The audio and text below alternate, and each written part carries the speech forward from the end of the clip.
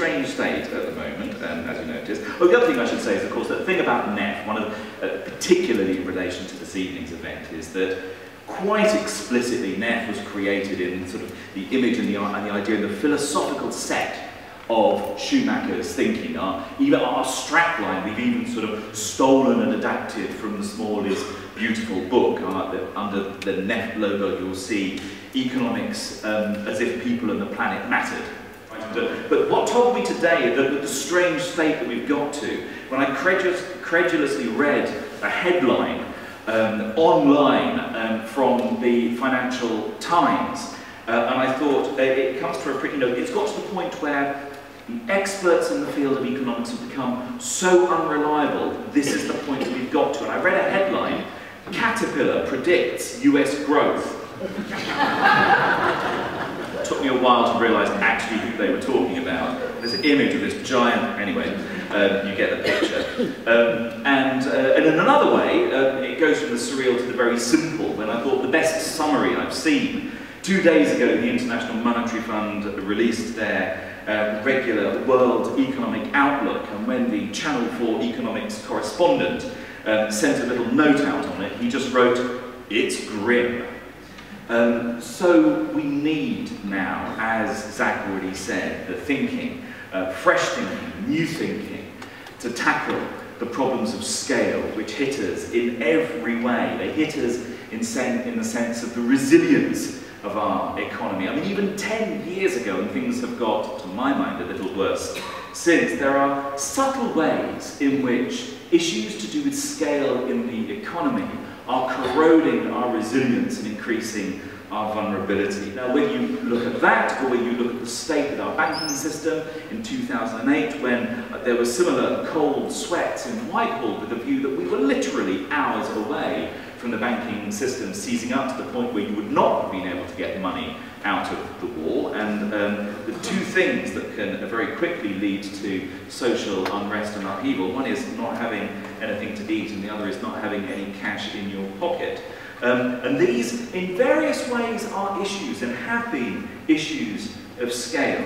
But of course, what Schumacher had to say on the economy, which all the research which has come out since his untimely death has underlined and underlined and underlined again that all the things, many of the things that we take for granted about the economy, such that merely having more stuff will give us a better quality of life, that merely paying people more money will lead to a more efficient and productive economy, that all these things which are touchstones of day-to-day economic policy making have been proved wrong, wrong, and wrong again. In fact, it's the period of time since Schumacher's untimely death that we've seen the UK economy grow consistently in straightforward GDP terms, but our life satisfaction has flatlined.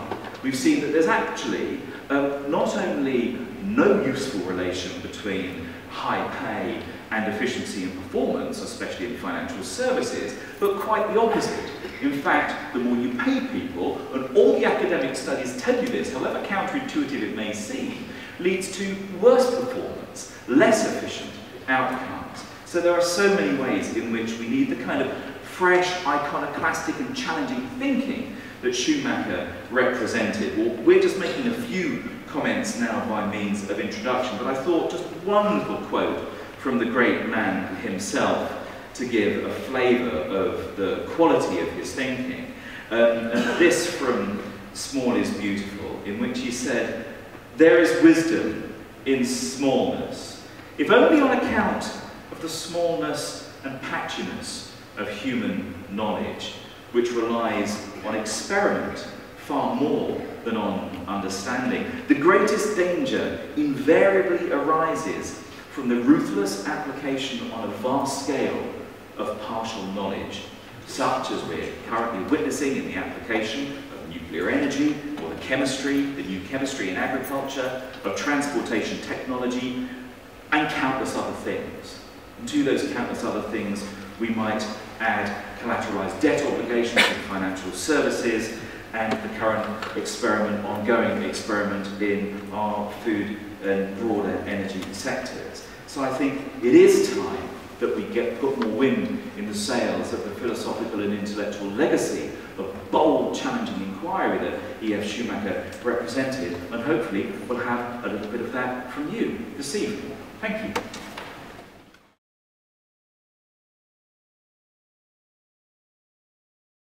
Sooner or later, unless you deal with the problem of scale, the system crashes. And that links us through into some of the other questions about sort of, for example, the middle class in Ethiopia or the middle class in India. Because the other great dynamic, apart from the expansion of the global economy in the last few decades, of course, has been the radical negative redistribution within it between the rich and the poor. I spent a lot of time working in international development as well, and the 1980s was written off as the lost decade of development. It was the decade of the commodity price crash. And the 1990s was meant to be the hopeful decade when we had all these UN summits which set the Millennium Development Goals.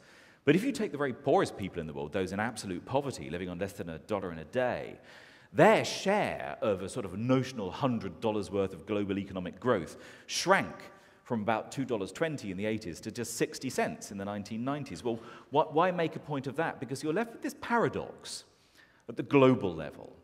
If human development is your concern and getting people up above the point that your level of income has a strong influence on your life expectancy, that if you just modestly wanted to get everybody in the world onto about $3 a day, with the income stretch we have, and this paradox that to get ever smaller amounts of poverty reduction at the bottom of the income pile requires ever more overconsumption by the really rather rich, you end up with a resource intensity that would leave you needing about 15 planets like Earth. Now, that's clearly not doable.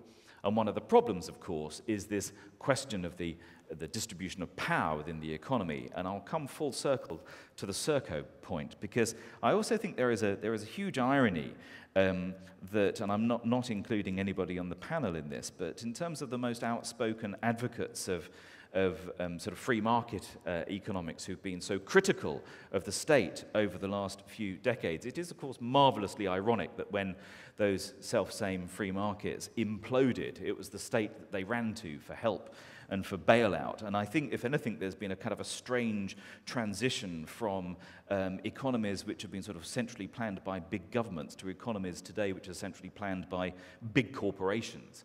And coming to the big society, I think implicit in this idea, I mean, there's a lot of language and shared analysis with Neff's take on localism and how to build vibrant local economies. And I think at least at the rhetorical level, the notion that community groups, voluntary groups, and charities can pick up the tab to build vulnerable, resilient communities, and the language of co-production in the delivery of public services, where you basically put your trust in people and you believe that everybody has something to offer, is not only has the potential for building more efficient public services, but I think it can also lower costs in public services. But, and this is a very, very big but, the devil is in the detail. If whatever the intention, the reality is that it ends up with the Sercos of this world stepping in and taking the vast majority of the contracts, then you go back to square one. On your back with a flawed model of trusting to ever larger corporations driven by shareholders whose prime concern is squeezing costs out and maximizing returns to shareholders, then the whole system collapses and you're back to square one. So I want to see systems which can actually break up the power of those things. I think competition policy has been the big flaw in our system over the last 20 years. The absolute failure to deal with the incremental creep in the economy, that sort of peculiarly overlooked flaw in the market system, that the big dog gets bigger and bigger and bigger, and unless you build in the checks and balances to tackle creeping oligopolies and monopolies, you get market failure. You've seen it in financial services, you're seeing it in retail, you're seeing it in every major sector of the economy. It can't work unless you have checks and balances to power, and that's what we're missing at the moment.